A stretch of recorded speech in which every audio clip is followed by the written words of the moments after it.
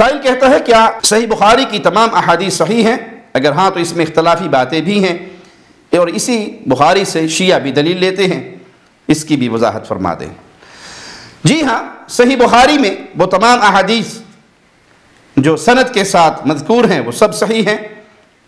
رہا یہ معاملہ کہ باطل گمراہ فرقے کسی روایت سے دلیل پکڑتے ہیں، تو اس میں صرف حدیث اکیلی کیوں ہے؟ باطل گمراہ لوگ وہ تو قرآن حکیم کی آیات سے بھی دلیل پکڑتے ہیں، تو پھر کیا نعوذ باللہ قرآنی آیات پر بھی شک کیا جائے گا؟ غلام احمد قادیانی ملعون وہ کہا کرتا تھا کہ میرا ذکر قرآن میں ہے، جو بشارت عیسیٰ علیہ السلام نے دی تھی سیأتی من بعد اسمہ احمد، وہ میں ہی ہوں، وہ میرا ہی ذکر ہے۔ تو اس طرح ہر باطل گروہ وہ کتنا ہی گمراہی پر کیوں نہ ہو، وہ اپنے لیے کوئی نہ کوئی دلیل قرآن حکیم کی کسی نہ کسی آیت سے تعویل کر کے یا اس کو غلط معانی پہنا کر اپنے لیے ڈھونڈ نکالتے ہیں۔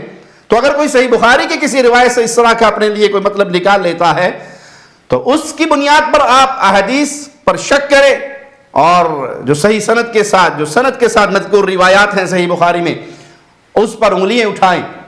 اگر آپ کا پیمانہ یہی ہے کہ اس سے گمراہ لوگ اپنے لیے دلیل نکال رہے، تو قرآن حکیم کی بہت ساری آیات سے بھی اسی طرح کے گمراہ لوگ کوئی نہ کوئی غلط تعویل کے ساتھ اپنا مفہوم نکال لیتے ہیں۔